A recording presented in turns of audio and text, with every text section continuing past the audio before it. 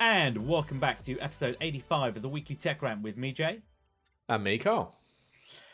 Carl, we are back again for another roundup of the latest tech stories, and we have several big ones this week. Of course, there's a slight thing going on with some bird site, but we'll talk about that in a bit.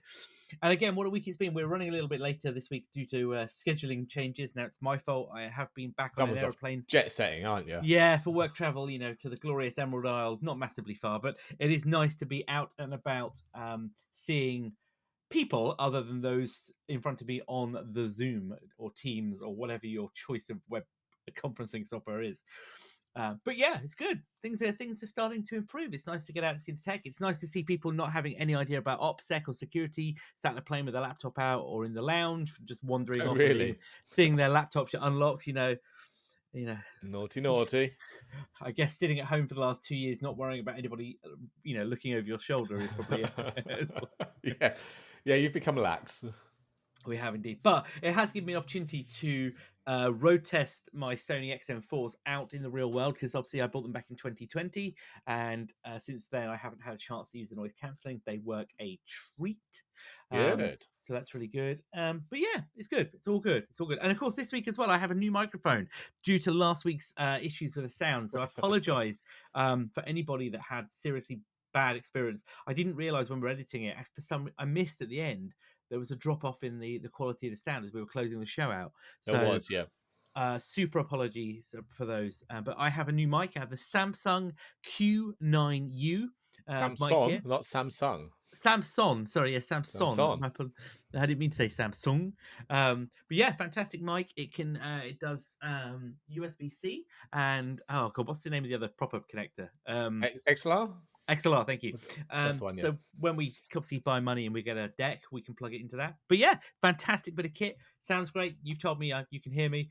So yes, much better than last week's. Indeed. So then, are you good to go, Carl? Should we get started?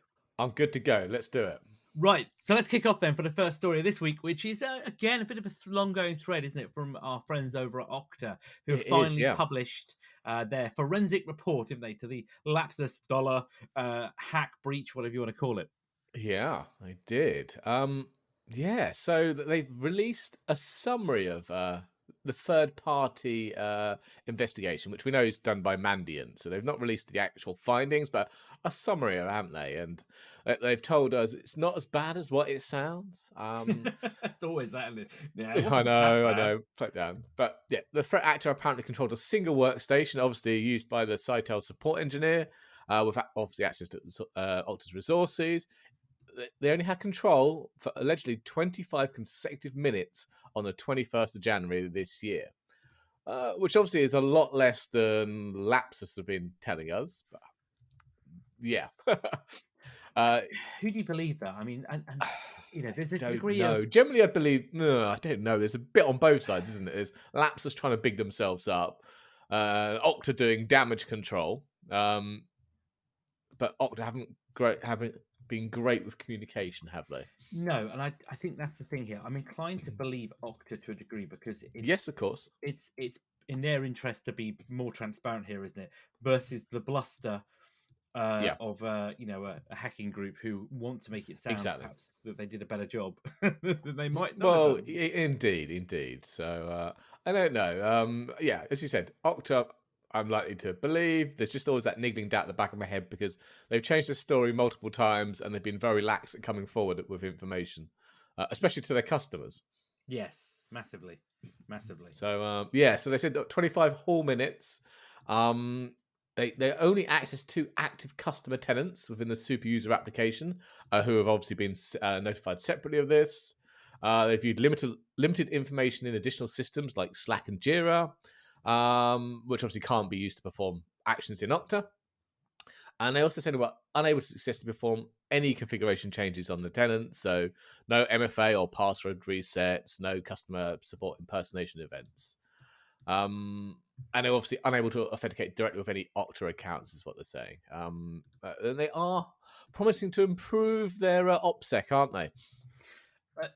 Yes, I think that is probably the piece here, is that they are trying to make it out that they want to have better transparency, wasn't it? Better communication. Yeah. So they You know, they they they made a yeah. mistake, wasn't it? I think it was their wasn't it that was their terms, The wasn't it? gist of it, yeah. They've been a little lax, so they've got rid of Saito. Yeah, They've bye canned bye. them the relationship. They are strengthening their audit procedures when it involving these sub processors like Saito. They're going to force them all to use a zero trust security architecture. They'll all have to authenticate via Okta for the workspace applications. I mean, This why is the weren't best. they? Why Oh, weren't I they know, though? I know. This is the best one. It's quite an eye opener. So Okta will now directly manage all devices of third parties that act as our customer support tools, providing the necessary visibility to effectively respond to security incidents. So basically, I presume they're going to enroll these workstations in some kind of UEM platform like Intune or Workspace ONE. So basically, to all intents and purposes, these machines will be controlled by Okta and not by the third party that's using it.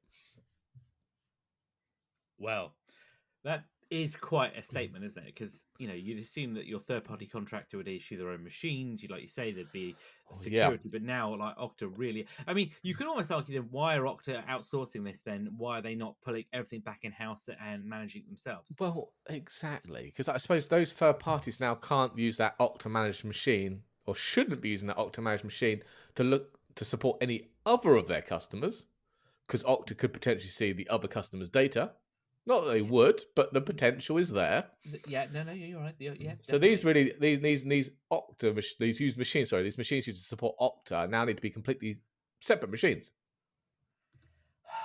It's So yeah. there's more ongoing costs for a third party then. Much more, and I guess Saito, as she said, are at the door. I'm not sure who else they work with. I don't think they've made it clear, have they? Who are other third No, parties no, that they they haven't. No, sort and probably don't want to do that now. Just to be clear, um, no, but yeah, I think damaged imitation was the name of the game here from Okta. The chief security officer David Bradbury is going out of his way, isn't he, to try and rebuild trust within their customer base yes, and the market. And ultimately, actually, to be honest with you, I don't think Okta have suffered massively, have they, from a public no. perspective? Um, Yeah, I mean, no, not at the moment. As I think we said before, I'm very interested to see what the yearly results or the renewal rate is, but or we how won't much they know that make for from some renewals when time. it comes to that point. No, exactly. We won't know the repercussions of that. Will these customers think I might go to someone else like Ping or whoever sell point, or will they go, well, I might stay if you give me a discount on my renewal? So are they going to see less profit from renewal? In the short term, I think long term this will disappear and people will forget about it. Yeah, I think you're right. I think this will be one of those things because um, there was no breach or fallout, was there, in sense of that big name customer X, No, you know saying that we've lost this and it's accredited to Okta. None of that happened. So no, in a kind of a really kind of turn of fortune, Okta haven't been damaged by this in terms of their customers, have they? It's been more about no. their own personal processes, Yeah, which egg on their faces and yeah, reveals, lapses in their security practices. very much so, very much so. Are Um, massively obviously in their communication because I think that was the third point. They said they're reviewing their communication processes and looking to adopt new systems that are going to help them communicate more rapidly with customers on security and availability issues. But they knew about this from kind of the end of January, start of February, so that wasn't a lapse or crap communication tools, was it? That was them just not telling anyone. no, that was shutting up to kind of Yeah, do burying your head in internal. the sand at Yeah, that point and hoping no one ever found out about it. yeah. No amount of tools are going to help you with that one. No, not at all. No, no, no. But That needs to be a change from the top, really, doesn't it? that is a complete culture change that needs to be addressed, as you say, at sea level and built into their whole communication ethos. Yeah, But it's transpired, though, isn't it, that it turns out they weren't the only other source. We know that obviously many other companies were hacked, but there's been another telco, hasn't there, well, that's there now has come indeed. out and said that they were. Well, they've now confirmed to the media Yes, that they were hacked or illegally accessed is probably the better way to yes. describe it, isn't it? Hmm. Again, by the Lapsus group, who themselves said that they had attacked them back in March, and that's T-Mobile, isn't it, over in Germany? Yeah, I mean, at this point, who hasn't hacked T-Mobile? Well, I mean, they're like Swiss cheese, isn't it? It's like a revolving door. I'm There's nothing guessing. else to get out of them. All their customer data has been leaked several times over the years. I mean, do you on the way through? Do you see the other people coming out? You're like, oh hi, see you later. Oh, hi there. Yeah, yeah. I've left the door open for you. Yes, just like here's the admin password. We've just reset it. Um, Well, yeah, but it's an interesting one because this probably helped them out of, or has helped them out of other ones we haven't found out about yet. So they apparently use T-Mobile's Atlas system. So they bought credentials off the black market. They just went, I'd like some credentials for T-Mobile, please. There you go, £4.50 or whatever it cost them. yeah, They use those to get in to access their Atlas system, which covers their customer management processes and allows them to would have allowed them to do SIM swaps. So basically, redirecting all phone calls and text messages to a cloned SIM, I mean, which is great for two-factor authentication and getting that kind of bits and pieces. Because there are so many systems out there that still only offer two-factor authentication as an SMS message. it is absolutely chaotic, isn't it? I mean, It is. but again, this is not a hack, as in they, found a vulnerability in X, they No. bypassed Y, they got in through this system. This is classic social engineering and, as you say, black market / dark web. Yeah. Right, what have we got to sell? Or here's a credential dump, isn't it? Some from a previous breach. Yeah. Here is, like you say, so and so here, and then as you say, they did a SIM swap, which is brilliant because they got into the systems, and then they used T-Mobile's own platform to gain access to the SIM cards, which is, I suppose in a funny kind of way, is no different to what the guys did with Okta, isn't it? In using their super Well, user yeah, account. it's that point for authentication, isn't it? Yeah. So once you've got the SIMs, once you've done the SIM piece, Yeah. they can start doing bypassing MFA, can't they? And they've got access to the customer base, so they know exactly who's on T-Mobile. They can do a search and say, well, I'm after the CEO or whatever of some company. Oh, yeah, he's a T-Mobile customer. Brilliant. Swap his SIM out, go to his systems like Okta or whatever. Say, I've forgotten my code. It sends you it to a text message. Great, I'm in. Absolutely nuts. And according to, wasn't it, Brian Krebs, who has been following this with quite some detail, and there's debatable about some other things about his point, but he reckons that they also then attempted to access, wasn't it, the FBI, The FBI and the Department of Defense. But I mean, why not while you're in there? But the T-Mobile accounts, wasn't it, that they had there as well. I mean, you gotta hats off. Yeah, they failed. They didn't access. Apparently, there were extra lines of authentication. Hopefully, not using a T-Mobile SIM. But I'm presuming there was extra requirements to access those accounts within the systems, and I suppose rightly so. I'd like to hope so. That it wasn't that straightforward. But I mean, well, yes. what just absolute? It's madness, isn't it? It's madness. I mean, there was, I think the statement T-Mobile put out, wasn't it, that our monitoring tools detected a bad actor using stolen credentials to access internal systems, use that house operational tools. Okay, it's interesting to see, they did pick that up. They're saying that they then closed that down. They were able to, remove that the route that the actor was taking, and they changed the credentials and passwords. But it does prove, doesn't it, that no matter how good your systems are, people find a way. People find a way, don't they? Yeah, and especially for people who aren't security savvy. I remember watched something. I'm sure probably on the BBC. It was an article. Sorry, an actual program on the BBC where they were going out in town centres and saying, "Well, would you give me your password to this for, I don't know, a chocolate bar? £10, £20, £50. Where's the limit?" And some people were just giving away their passwords for chocolate bars. Now, obviously, we can't tell that was a real password, but it was quite a blasé affair. Just a little bit. I mean, but people will give you anything, won't they? If you give them an option, I suppose it's yeah. If you present, so it's not that it can't be that difficult to get hold of certain service accounts.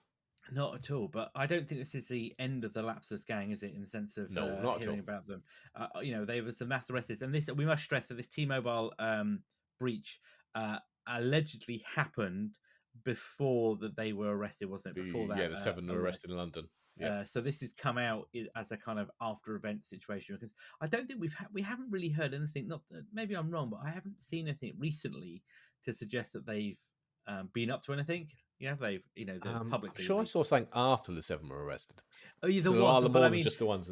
Yeah, since that was the alleged the British guy that was alleged to be part of it. Yeah, there hasn't been much else on that front at all. But crazy times. But I don't know. But talking then, let's move away Mm. from the Lapsus game for a minute and pop over to our friends at the EU Commission, who Oh, they've are been busy. they have been busy. So they have been. We've talked recently about the new digital legislation that they are bringing in, aren't they? Yep. But there's another kind of string to that bow of, I guess, Yeah.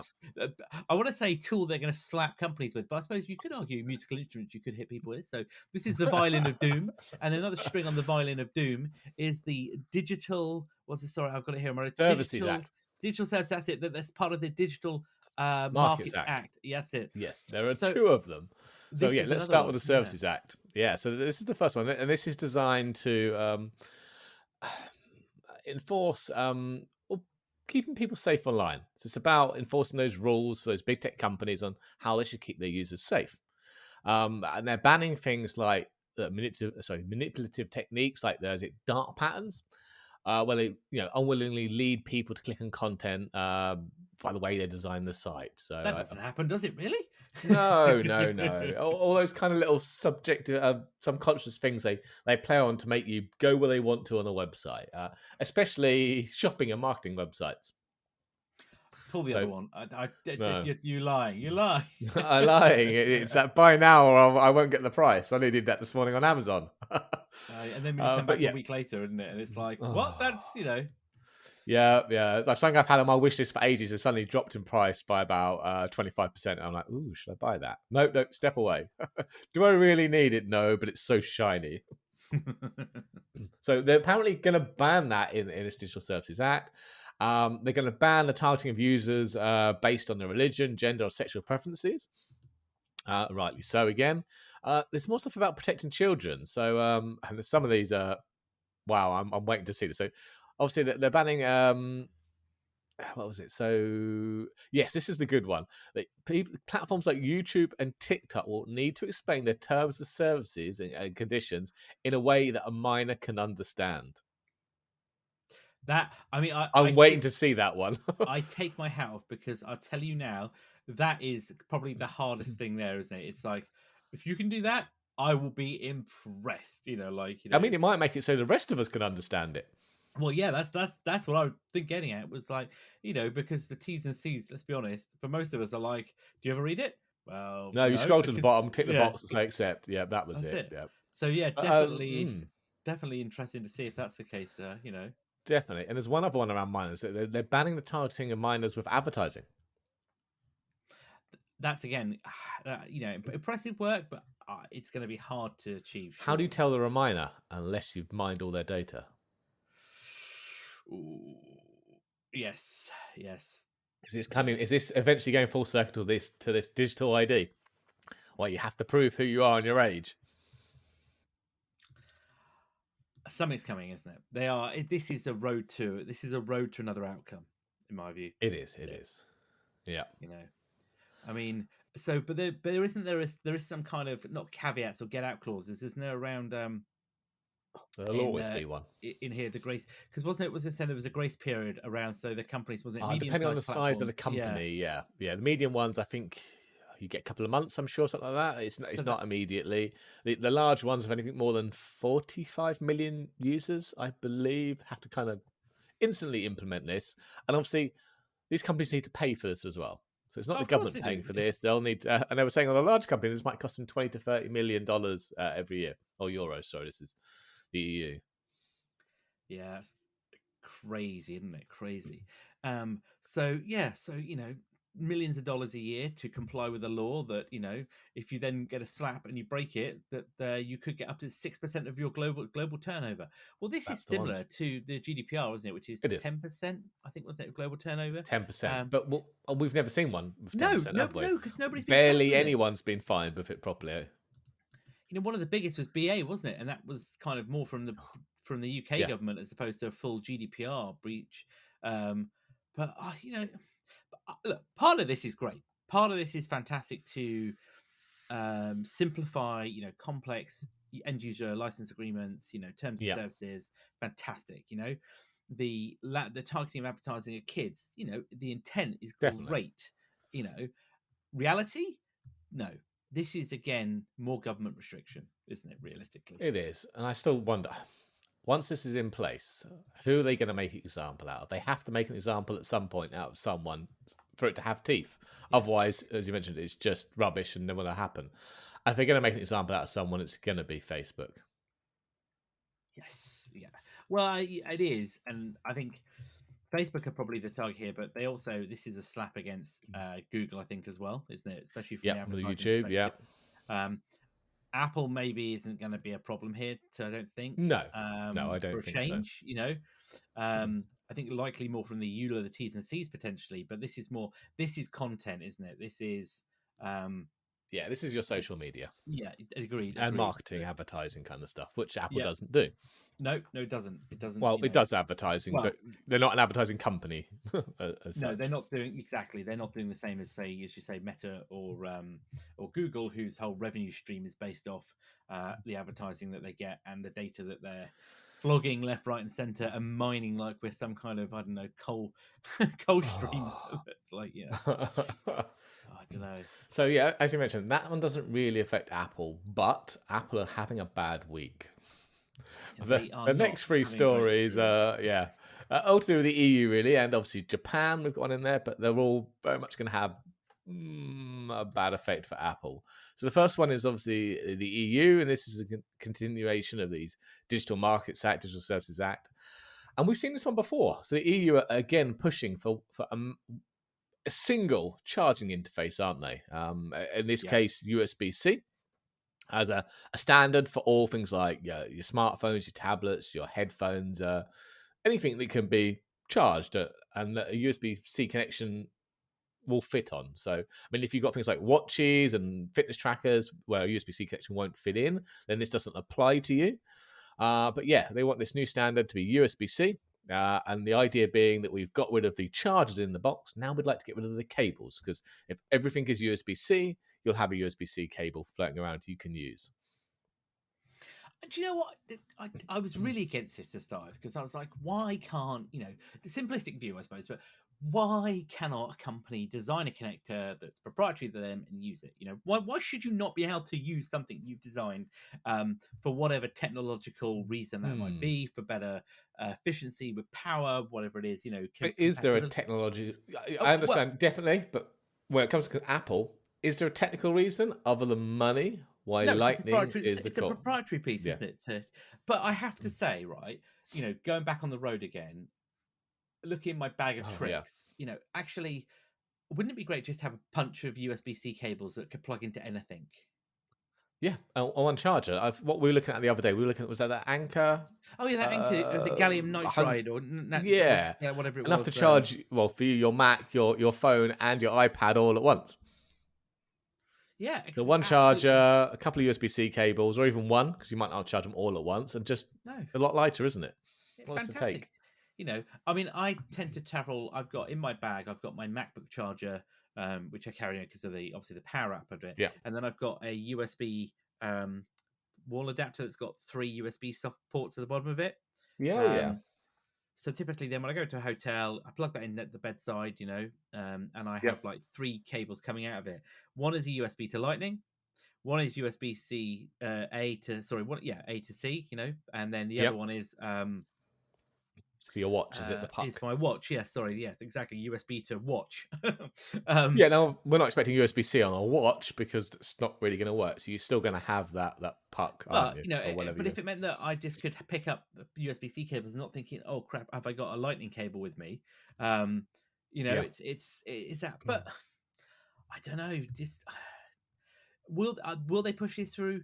I think they will, because part of that legislation before around removing the chargers, from all of Yeah. the things, that was in line, wasn't it, to a degree around the standardization, wasn't it, around Apple trying to Yeah. comply in reducing electronic waste. And also, do you remember when they were trying to push this through a couple of years ago? Apple got round that, didn't it, by removing the chargers and just having the cables, and then saying, well, you Yep. could use existing chargers theoretically, as long as it was an Exactly. Apple charger. Yeah. Yeah, and we've Um, put a USB-C on one end of your Lightning cable. yeah, exactly.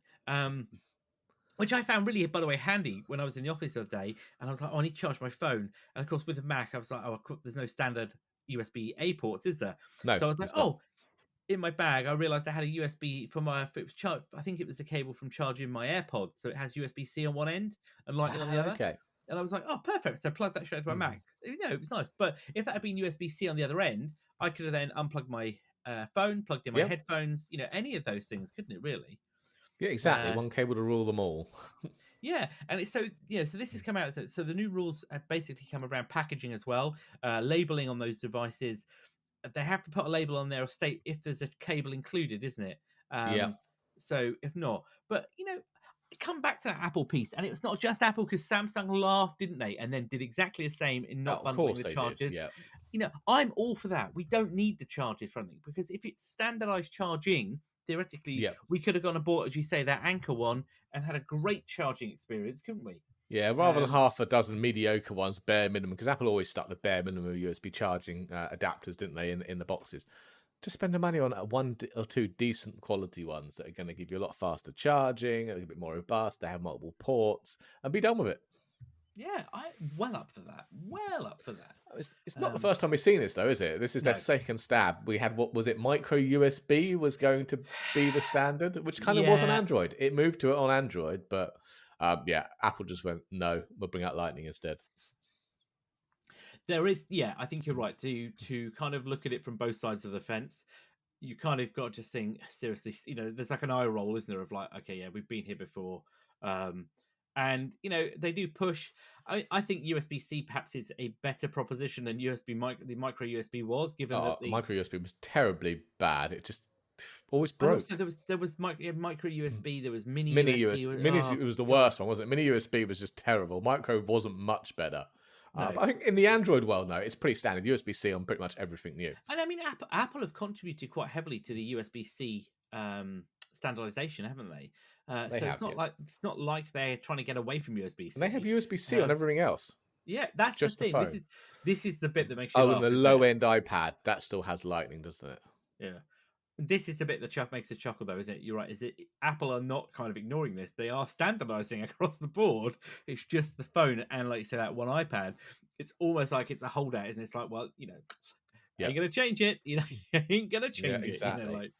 Um, And there was one other weird bit in there that they also want to standardize on a wireless charging specification. yeah, that's nuts. I mean, Thought we were quite there with Qi. I Wasn't was that just pretty gonna much say, the standard?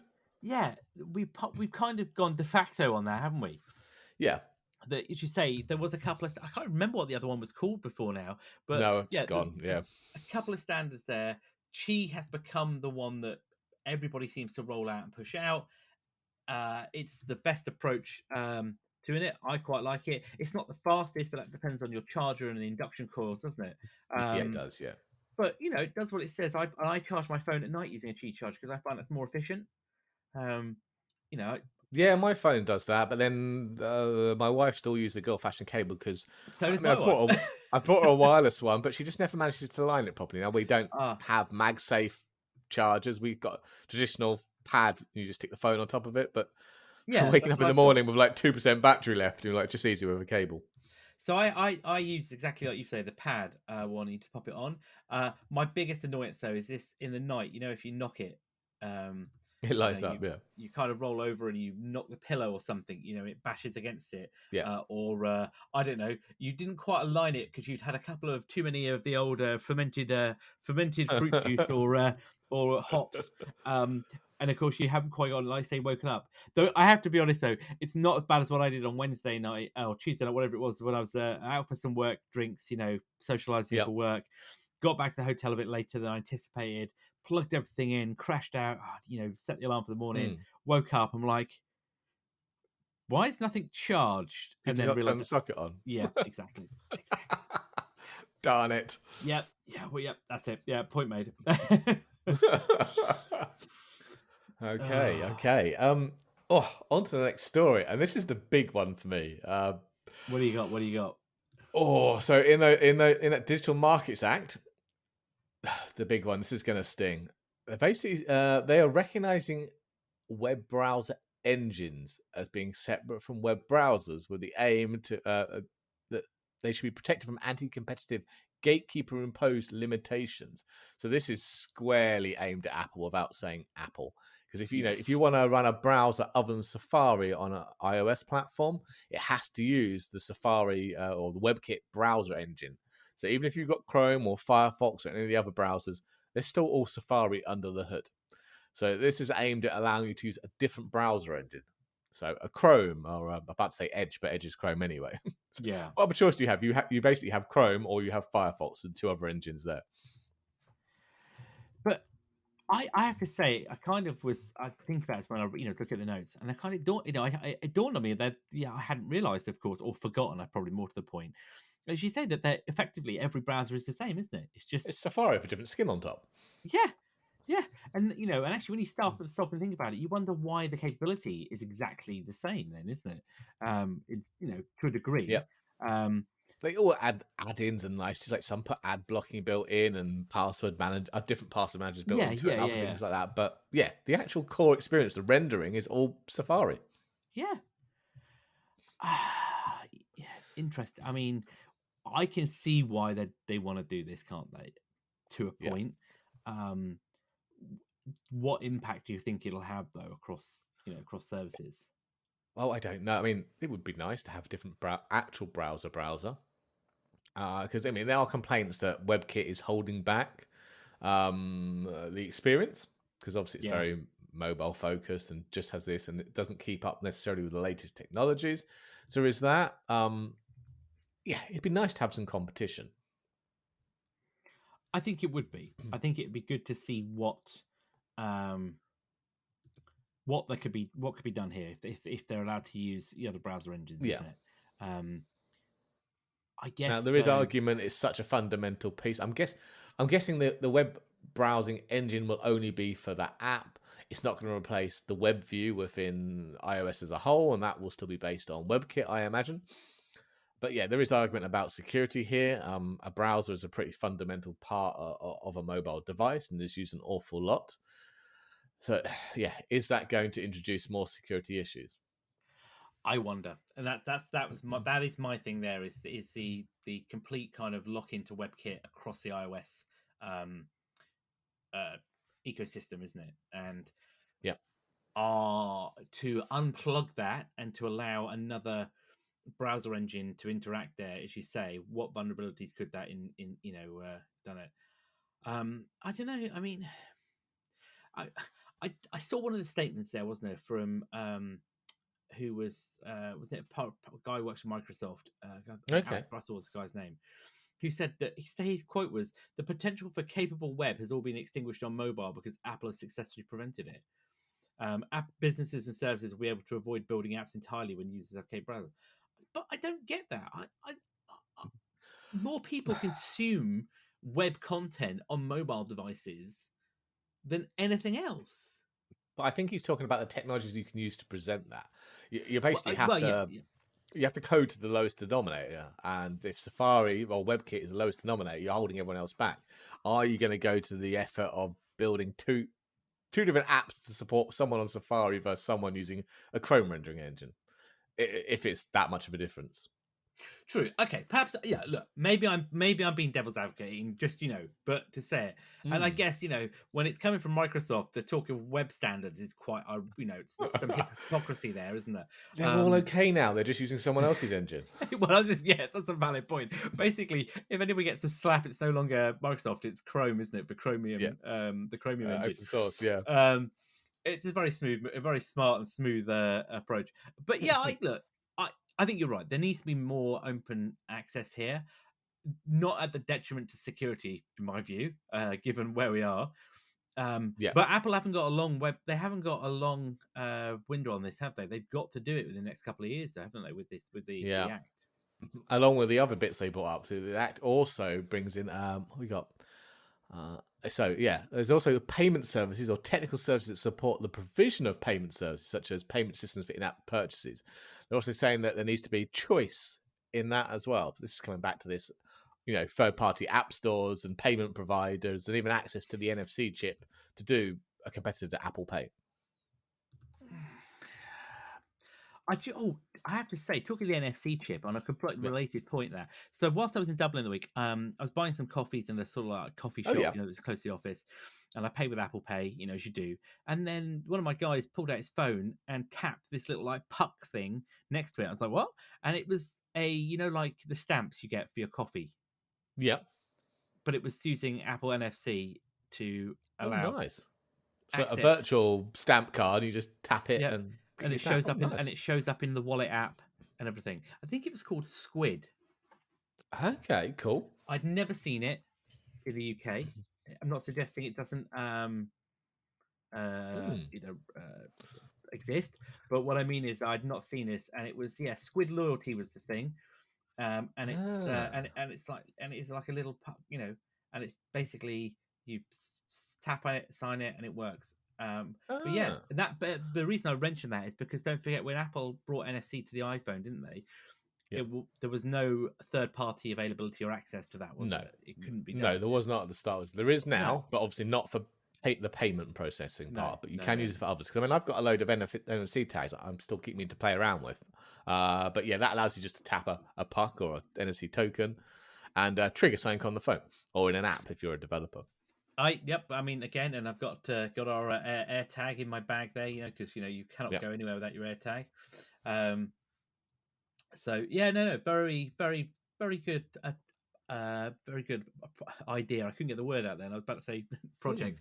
No, I think it's a good idea, but again, like a lot of these regulations, it just they need to ensure that it is for the right reasons, isn't it, and not just to legislate.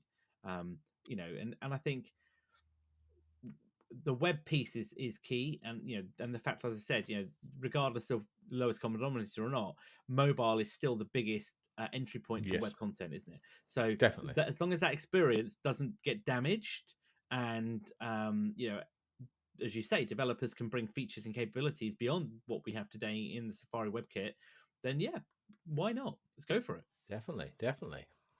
But I'm So, guessing, Apple will, by the way, this won't happen in a couple of years' time. Apple no. will drag this out before it's basically Yeah, definitely. inevitable that they can't avoid it. Yeah. We'll get it when we get USB-C on an iPhone. Fair play. Fair play. So, going far away from the EU, over to Japan. So, the Japanese have released an antitrust report, their government, haven't they? Yeah, haven't they just? Haven't they just? So, and it's a similar kind of thing. We're basically hearing calls for multiple app stores on each platform. So, I mean, we can argue Google's already there. You can put another app store in, but obviously not on iOS. But it's also suggesting the pre-installation of Apple and Google's own web browser on smartphones means that competitors are at a disadvantage. So that's very reminiscent of Microsoft bundling Yeah. Internet Yeah. Explorer, isn't it, with Windows? So they're saying that, I suppose, at boot up time, do you get the choice of which browser you'd like? Oh, don't. I just this fills me with fear, isn't it? Because You're going you to get give a phone call from your family, your I'm mum and not, your dad, aren't you? and yeah, and you give people a choice though, right? And I know this is going to sound so, I'll get shot for saying this, right? But and it's the weekly tech rant. So here's my rant: people don't know what they want. you know, No, they don't. And they always make the wrong choice, and you have to sort it out. you know, Being their and, local technical person. and I'm not. I know what we've just talked about around experience, and everything, right? But if Safari say what, if you want News Chrome, you'll download Chrome. You won't care that Safari is there, will you? Um, if you're on an Android device and you like to use Edge, you're not going to care that Chrome's already installed. You'll pull down whatever browser you want, Yeah, Firefox, DuckDuckGo. I don't know what it is you want to use today, but my yeah. point being is, if you use a particular browser, you will go and get it. Agreed? Agreed. Yeah, I'm all for choice, but I think there's something to say, look, if you want choice, you have the choice to go to Android and get your choice. If you want something more locked down than works most of the time, you can choose to use iOS. I like that. If you want a choice, go to Android. Well, yeah, but everyone, if you just take any time to look at the way Apple and Google run things, it's very obvious, even to the general public, that Apple run a not tighter ship, but a more controlled wall garden approach. This isn't news to anyone. No. And you're paying a premium for that one. So if you actually want more choice, save your money and go with Android. Yeah, yeah. Oh, very, There are very, equally shiny phones on Android at a reasonable Uh, pricing well, even I was just going to say, even some and are expensive pricing. expensive. I was like, I'm There's looking at all you. sorts of pricing. I'm looking at you, Samsung. But yeah, I mean, you could, yeah, exactly. But I mean, there is choice on Apple. Yeah, at the end of the day, you can run any browser that's available in the App Store. Cough, cough. Yeah, yeah, exactly. And they all look very different. They just run slightly. Just run the same. Yeah. Yeah, yeah. It's what's the word, isn't it? If it looks like a duck, it sounds like a duck, and what is it? It walks It's a like a duck. duck. It's a duck. Um, Yeah, fair point, fair point. But yeah, you know what? This isn't surprising though, coming from the Japanese. As we said before around the App Store piece, from South Korea when that started with the payment systems, wasn't it? Yeah, It wasn't going to be long before other markets started to look at and introduce legislation to regulate consumer choice, isn't it? And around the dominance of these particular platforms. So exactly. I the think App with Store one is gone.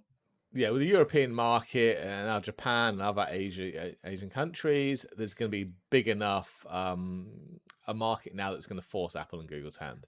Yeah, yeah. I think the only really big one we're left with is America, isn't there? Which I think will hold off for a while. I think. But I think they'll get it by default because Apple aren't going to run two versions of the OS, are they? No, Or no. I they mean, might. They might no. have trigger saying if you're in the US, only give one app store. If you're somewhere Ah, else, give multiple app stores, maybe. And I wouldn't put it past them. no, I was just going to say you're right. I don't think Apple, because unless it's mandated from a legislation point, Apple aren't going to worry about it there. Like you say, it'll happen by osmosis because they might not Yeah. want to do anything different. Um, or it might be a case, as you say, it might be a point of well, actually, yeah, your phone is here, so you just get default. But if you're in, I know, Japan, Going back here's to region lock content, aren't we? yep, yeah, funny, isn't it? We keep Or region lock features in this case. the world goes round, isn't it? Yeah, yeah. But I don't know. I don't know.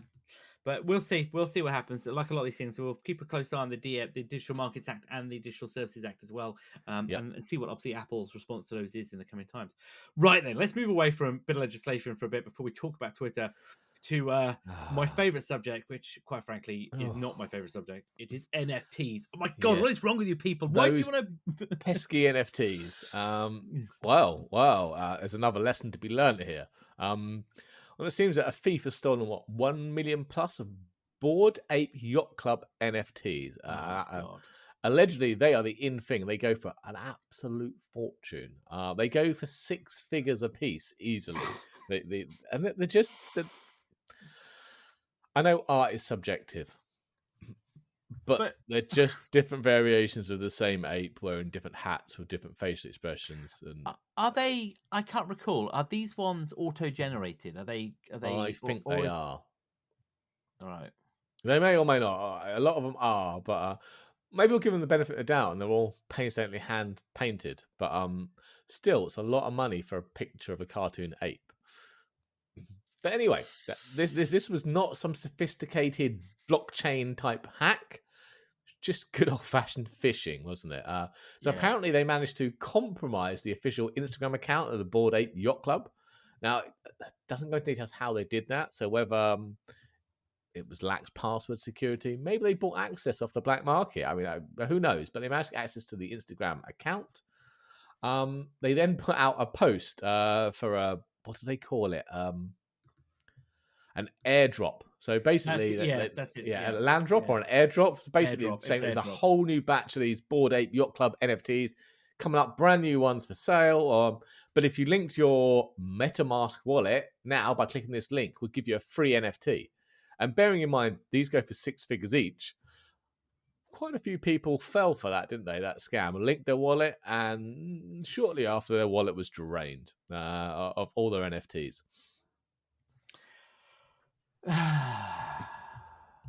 I mean, your point being is art is subjective, and I agree with Yes. that. And I get, you might want to buy something amazing. You might want to have, the best piece of art that you could have, but is it tangible? Can you hang it on your wall? Is it a sculptured? Can you see it? Is it, attached to something? Is it no, it's not. It is ones Whoa, and whoa, whoa. zeros. You know, Let me sell you an NFT display for displaying your NFTs on the wall. so what is that, like a electronic, It's a like monitor basically with a yeah, pie in the yeah, back. But exactly, I yeah, would sell okay. you it for not quite 6 figures, maybe a bit less. I don't I can't wrap my head around this. I can't. But this isn't new. So No. NFTs are not new because when you think about it, right? Wasn't there what was that one before? There was something kitties, wasn't there? Do you remember them? Um Oh, could oh be. it was But they were they backed by the blockchain? crypto kitties, yeah, crypto Crypto kitties. kitties. Oh, okay. They were, So, weren't they? so CryptoKitties came out ages and ages ago. Um, they were NFTs before NFTs were NFTs, if that makes sense. So they were launched in 2017. I remember this because I logged in. I remember seeing it, right? And it's a blockchain game. It was based on Ethereum, and Okay. basically you bred cats, yeah. Right, And okay. again, so you could then you could buy you had to have a cat. You bought it with Ethereum. You could then mate it with another cat, yeah, and Yep. then you can generate a new cat which had Which you could then sell attributes, on. which had attributes to the other cats. You see it, yeah. Um, Ah, pyramid scheme. and some are worth more. So if one's got, I don't know, let's say spots are like a really Yep, valuable. yep. So your cat's got gold spots and a stripe, and you breed it with one that's got, I don't know, zebra stripes because they're super expensive as well. And they've got a spotty zebra cat, it's worth a small fortune. People, and some of them were going for like up to like $100,000, right? But never was the word NFT. NFT was No. never, This ever, is marketing. ever mentioned, right? But Non-fungible they, tokens. but they were NFT. They Yeah, were by the sound of NFT. it. There could only be one of that. Yeah. But that's not even Um, technically true of NFTs because you could you can copy set the it. quantity. Well, no, but even the blockchain backed part of it, you can specify how many copies are allowed in existence in an NFT. Yeah, but So I am going to allow 10, and then every time that's resold, you can also specify how much percentage cut you get once that's resold. okay. But what gets me here um is when wasn't there people on Twitter? I saw people go who had NFT as their like what's the word, profile Oh, is picture, a Twitter, yeah, and Twitter then picture, yeah, your somebody profile did a picture. screenshot, copied it, and they were like, "You can't do that. That's mine. You have a cease and desist. Stop it now. Stop it. Stop it. Stop it." And they're like, "What are you gonna do? Sue me?" And then everybody else in the chat, that thread. Oh, Sorry, I change that mean, picture, yeah. all change their picture to it. It's like, yeah, what you can do about it. Um, and I think Yeah. that's the problem, isn't it? It's a very weak argument in my view. Very weak argument. I don't know. I mean, technically, you are the owner of the original, or owners if there are multiple. But I suppose, like artwork, there's the original Mona Lisa, and then there's the reprints, and then there's the knockoffs. And is it any different to that? Yes, you can't physically hold it, but when it comes to ownership, I suppose it's no different as such. You've got to put a copy of it on your wall, haven't you? Well, you can do, yeah. Just like, yeah, you wouldn't really put the Mona Lisa in your living room. You'd put a copy of it. You'd have the real one Exactly. hidden away somewhere safe. Yeah, yeah. I'm kind of with you on this. I really am. It is the most I'm split on ludicrous. this one. I can see I can see the idea behind it, but as everything, I think it's just been abused and got way out of hand, as anything crypto has. Yeah, of course it has. Of course it has. Because those ones that they managed to track down the wallet, but obviously they don't know where the funds have gone anyway. And the ones that were stolen ranged from 138,000 was the cheapest one to 354,000 was the most expensive one that was stolen. Yeah, it is just ludicrous, isn't it? So Absolutely that ludicrous. 100 million plus, I think, is on the very low side. I've heard rumors it's up to 3 or 4 million, really. It is nuts, isn't it? Absolutely nuts. It is. I just don't get it. I just No, don't get it. no. I mean, just. You seem to know an awful lot about the crypto kitties, though. Did you buy some? Yeah, no, I did. So back when Ethereum was, back in 2017, Ethereum was dirt cheap, wasn't it? There was no value Oh to yeah, it well, then, yeah, like Bitcoin. So I I had think hundreds of those when they first came out. They're I worth think nothing. obviously they were still. It's wrong to say they had no value. That's wrong, but they were. I think I put like a tenner's worth down or something. I had to go at Yeah. it. I don't even know what my CryptoKitty account is, but anyway, You'd be a millionaire, Joe. I somehow doubt. But yeah, basically, I think that was no. I logged in, but I could never afford to buy the cats. That was it because they were stupidly expensive. So I just basically had some, Ethereum knocking around in the account. But yeah, Anyway, but that is what it says. That is exactly the NFT piece, isn't it? Yep. So very very peculiar. All Right right. then. I think we should So then, move on from that. moving on, and time is a ticking. So let us wrap this up in a bit. Then, so you must have been living under a rock, or potentially you've been living on Mars, maybe. If you haven't heard the news that Elon Musk has finally sealed the deal to buy Twitter, or has he? Well, Uh, kind of. It's been it's been a crazy week, hasn't it? It has indeed. So going back now, what, 2 weeks ago? Was it? I think if that, Yeah. isn't it? Yeah. Was it 2 weeks ago? Yep. Musk came out, said that he was going to buy Twitter. He offered 44 billion, excuse me, Final share offer. final offer. That was it. Final offer, $54 a share. Which was a high compared to the January price, wasn't it? Yeah. And well, Twitter went nuts. Twitter kind of went. Yeah. Twitter themselves were kind of adamant they weren't selling to Musk, weren't they? No, because he basically before that, hadn't he bought nearly 10% of the company as we He talked had. about, Yeah. which kind of put him in a position that he was the largest shareholder. Though interesting, what happened after that announcement, wasn't it, that the board initiated what they called a poison pill provision, didn't they? They did, didn't they? Yeah. Which is quite an interesting, Mm. quite an interesting um, approach, isn't it, to kind of stop a hostile takeover, where they gave existing shareholders the ability to buy stock at a discount, a bit like, I suppose, an employee purchase, Mm. wasn't it? Yep. So one of their shareholders increased their holding to over 10%, which was more than Musk's. So Yes. therefore, stopping him from being able to enact,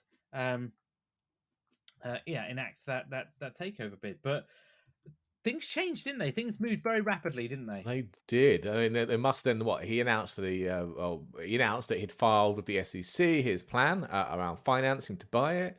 Looking at he was going to fund 21 billion himself. He then get a loan of 12.5 billion against the shares or his shares in Tesla, along with another 13 billion in financing from the same banks. So he was showing that to the SEC, the world, Twitter, that you had the money sitting there ready to go. And at that point, it was reported that Twitter were actually re-examining the deal now that I suppose they know the money was actually there. Yeah, and I think it did put them into a very very Yep. Tricky difficult position. situation, because if they didn't sell to Musk, who are they going to sell to? Because then it kind of put the for sale sign up, didn't it, in the front garden? Like, Yeah, he forced their hand. there was nothing they could do at that point. They had to do something. But there's since that's happened, they've accepted the bid, haven't they? They've gone forward with it. Apparently, They so have, yep. we haven't seen that. That there's kind of like it's done deal, and there's like announcements from both sides yet, is there? But No. the filing for it on the SEC made some interest, didn't it, around how he was going to pay for it? Because he was it 21 billion out of his back pocket, like you and I both have got, and then 25 billion in loans, which apparently 12.5 of that billion, out of the 25 billion loan, half of that was pegged against his Tesla stock. Yeah, so the market didn't react well to that, did they? They were worried that basically he was going to also have to sell a load of his Tesla stock to get his 21 billion part of the personal purchase, didn't they? Yeah. Which tanked the Tesla stock price. Tank's probably the wrong word, but it dropped in value by quite a bit. More than a bit, wasn't it? I mean, it was, and actually, as we heard this morning, he actually has sold 4.4 million of his shares in Tesla, which may have actually contributed to that plunge a bit, wasn't it? Yeah, exactly. So he might not actually be able to buy Twitter. He might not be able to have the money because it's all riding on the share price of Tesla. It is, and so 125 billion wiped off shares as share price. Twitter also did not meet its expected quarterly forecast, did it? So that doesn't make them cheaper, though. Well, yeah, but I think it shows business, doesn't it? It shows business demand, and I don't know, but that also the reality is could this go ahead? I started to have doubts, definitely started to have doubts. Whoever pulls out is going to cost them a pretty penny. Well, yeah, that's the thing, isn't it? Because there's a $1 billion break clause, isn't there, from JP Morgan? from either side. Was it JP Morgan? Who was his bank? I think it Oh, is, isn't it? yeah, I haven't got written down who it was. I think it was. I might be wrong. Or it might be anyway. But there's a $1 billion break clause put into the loan, isn't there, from both sides? Yeah, Basically means that either whoever pulls out is gonna it's gonna hurt. Basically, a bill sorry, for £1 billion landing on their doorstep. Yeah, yeah. But if let's just say hypothetically Musk said, no thanks, the potential increase in Tesla stock regaining on confidence because the deal's not going ahead could give him a net increase. I think I read yesterday, potential increase of $40 billion back in his back pocket. So which could then obviously offset $1 billion, you know, loan servicing yeah. charge or whatever. So yeah, relatively, those kind of numbers, you and I are kind of like eyes wide, don't get it. A billion But pound bill, but yeah, it's nothing really. I guess if you're getting 40 billion back and you're losing $1 billion, it's like, isn't it? It's like if I was to give you 50, you owe me £1, but by doing that, I'm going to give you 50 back. You're not going to be worried, are you? No, exactly. I'm. What do you think? It's crazy numbers, Do you think it's crazy going to go numbers. ahead? Do you think it's going to go ahead? I'm veering on no. It worries me because I'm all for free speech and Twitter should be that, but he's kind of come out with a few other things, hasn't he, as well, to say his brand of free speech means that the left and the right should be equally. I won't use the phrasing he used, but basically the left and the right should be equally upset, shouldn't they?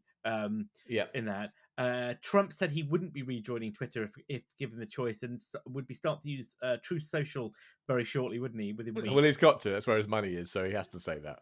But when Uh, that fails, I'm sure he'll be back on Twitter. What was the other one that I saw as well? Loads of people were like, it made me chuckle because all these people you saw on Twitter, I'm leaving, I'm going to go, this is terrible. You're like, really? Are you really going to go? Genuinely? No, you're not. Because all Where are these you going to go changes to?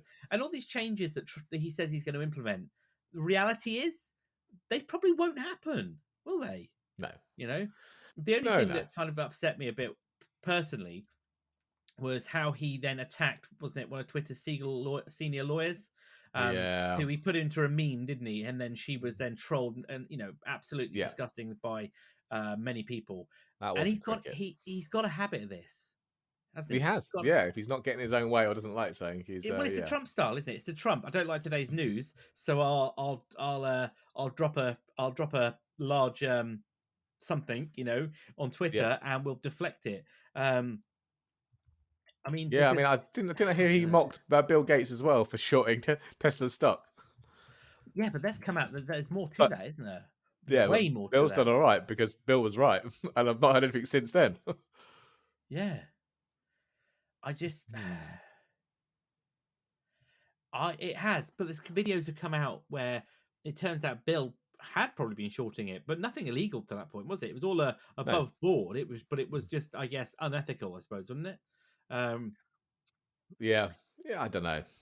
I mean, because if you go back, Musk. Do you remember 2 years ago, Musk was in court on defamation attack? Do you remember those young lads that were trapped in that cave in the Philippines? Oh Or Thailand? Sorry, that was it. Thailand, not Yeah, Philippines, Thailand. And one of the British divers there was accused of being I apologize, a paedophile, wasn't it? That was he the phrase was. of the Yeah, term. But the way he accused, not accused. guilty of. No. That's what I'm just saying. That wasn't Yeah, the phrase that Elon Musk no, used. He called him no, something else, of course. and there was a defamation case for that. Which it, the gentleman in question was was innocent in that fact of being Yeah, that was a slur on his name. There was nothing to yeah, substantiate such claims whatsoever. But the defamation case, Musk won it because it turned out the turn of phrase that he said against the guy apparently was a common retort in South Africa where he grew up. I mean, it's like, wow, I guess so. Money though, if you've got a legal team where you can afford anybody in the planet, I suppose you're going to win, aren't you? That's a slippery slope. That one, Yeah, especially when you're on an international stage. very much so. Very much so. Yeah, I don't know, and yeah, about the shorting of the stock. He's currently up with the SEC about insider trading, isn't he? Or him and his brother, Well, him and his brother along with many other things along I was those. gonna say we But talked about the other week, didn't we? We talked about the court case that's pending, isn't it? All the yeah, yeah there's disciplinary or something however about you want rocks and glass houses, isn't there? well, yeah, he doesn't don't no he doesn't own a house. What are you about? No, he does not. You're right. Anyway, let's Right. move on then. So, moving away from Twitter, let me call up the. Hang on a minute. Right then, Carl. Better dust off your rumor mill and tell us what we've got this week then. Well, just a couple of small ones, really. So we've got Quo. He's been busy. Now he's on Twitter. What happened to Very Twitter busy goes? man. I mean, he's a busy. I mean, he's all the time now. He's just constant. But yeah, he's got some more rumors on the iPhone 14 camera upgrades for the front-facing cameras for FaceTime. He's saying that we're now going to get autofocus on the front camera because currently it's fixed focus, isn't it? Yeah. We're also getting a larger aperture size from 1 to 1.9, isn't it? It was 2.2 before, so should allow us to get those better bokeh photos. Those I like that you dropped in the old bokeh the word. better bokeh. We love a bit of bokeh. Yeah. Portrait mode. We'll get a better portrait mode of the front camera. That's pretty awesome, wouldn't it? You know, or I think a better version of it, a better one, a proper one, because it's got autofocus, so you can actually do it for real rather than mocker focus ones. But would that give you then? Would that give you then the ability to do center stage on the front camera potentially? I imagine so. Okay. Depends on if it's wider. Don't we need a bit of a wide camera for that as well? Yeah, probably do. They say that. Yeah. Okay. Don't know. Maybe not. Yeah. So he was brief. So we're bound to hear more and more that's coming out as we get closer. It's Twitter. It's always going to be brief. No, have you not seen one of 500 written, and then it just goes on and on? The thread, yeah, fair play. Or the one of an in question mark, and it just never ends. Stop this, please. Just put a link to a Medium post or whatever. Yeah, to a blog. But yeah, next up we've got more tidbits on Intel and their desktop lineup. So apparently, Intel are due to kind of flood the market. There are going to be 8 different versions of the Arc on launch. Yeah, so I looked at this and that's quite a lineup, isn't it? You know, from top of the range, basically, I'm going to break your wallet through to that's quite affordable and probably wouldn't be too bad to play, I don't know, entry-level games. We haven't got all the details here. This is just about the number of FP cores and the amount of memory. We haven't got things like the memory speed or memory type. We haven't got things about the clock speeds on the GPUs themselves. Now, and we're ranging from what they call an Arc A310 at the bottom, which has got 4 XE cores and 512 FP32 cores and only 4 gig of RAM on a 64-bit bus, which is obviously it's our low end one, isn't it? It's all the way up to but then at the top end, but then this is clearly where we're missing some of the specs. You know, we've got an A770 which comes in 2 flavors, an 8 gig and a 16 gig variant. Both have got 32 of the XE cores with 4096 FP32 cores. So yeah, and it's either that 8 or 16 gig on a 256 bus. Then we've got the very top of the range, the A780, which again, it's got exactly the same spec and memory as the top one, 16 gig of RAM, 32, 4096, 256 bus. So I'm guessing that must differentiate by the speed of that memory and the speed of the GPU itself. Because, as you say, on that kind of basic lineup, there's no differentiation. Otherwise, it's identical to the 770, isn't it? The 16 gig 770. Apart from probably a huge price increase, probably. But I wonder if it's a bit like NVIDIA's TI modeling. Yeah, exactly. The spec doesn't really change. You just get its faster bins of the GPUs and the memory, I suppose. Yeah, that's my thought process on it. At least, you know, that because I can't see, as you say, without proper spec here, we can't see why they would be on what's going to be on it. But yeah, what's the difference between the 780 and the 770? Yeah, but we're getting there. We're getting there, aren't we? It's. I just hope Intel are aggressive with the pricing. That's my and actually have some stock. Yeah, some stock. Stock would be good. Didn't you buy a graphics card this week as part of a build for somebody? Didn't you? I did. I'm currently building a friend a build. We're taking him from the heady heights of my old 970 to a brand new 3070 Ti. N- Not quite RRP pricing, but wasn't far off it. A Don't you just £100 more than a proper RRP. I am starting to get tempted, you know. I really Hold am. out. Wait till you know what the new AMD looks like. At this point, you've got a decent enough machine. Yeah, I know, but I'm getting itchy feet, you know. I just think I want to start planning a build and start looking at some specs. And I was really, you know, that case you showed me that Oh you yeah, purchased for, you know, looks fantastic. I was like, that looks really, got RGB really in it, Jay. I nice. haven't seen any photos of the RGB yet. I'm not too, yeah, don't worry about You glowing can in the turn them dark. off. You can turn them off though, or change to I, whatever color you want. So yeah, I just was like, this looks really, really good. And are you going to go water cooling though? well, I have to be honest with you, tempted, very tempted with the water cooler, CPU cooler you've got because it's a closed system. There's none of that Yeah. old fashioned days of finding reservoirs and all No, that kind of no, I'd stuff. only do a closed system. I don't have the time for a full custom water loop setup. It's just too much effort for me. Yeah, so I was quite intrigued by that, and yeah, I have to say, so I'm going to be looking forward to finding out how good this system runs, because I think it'll give me a base spec of to kind of springboard from or take It's a parts better of. system than mine. It's faster than mine, lucky boy. Yeah, so I'm I currently am downloading lots of games for him. very cool, very cool. So yeah, I'm looking forward to hearing more about that. But yes, uh, the Arc lineup is going to be a competitor if they can release it in time for me. I That's am what I going mean. to be You've interested got here. AMD's new. You've got Intel's just released platform. You've got AMD's new Zen 4 just around the corner. We've got the 4000 series and the Intel Arc. So It's all good play for us. I think it All would be play for us. foolish to buy a new system now, knowing the system you've currently got. Yeah, no, I agree. It's more like Just it's I like want something new and shiny. shiny. Yeah. Right. On that note, then, it's probably a good place for Yep. us to finish up. So we'll be back next week with episode 86 of the Weekly Tech Rant. Of course, you can find us on Twitter at Weekly Tech Rant, online at techrant.online for all of our show notes Yep. information, and you can find us wherever you get your podcasts from. And tell people about us. You know, let us know, have your friends. Shout outs to all of our listeners wide and far.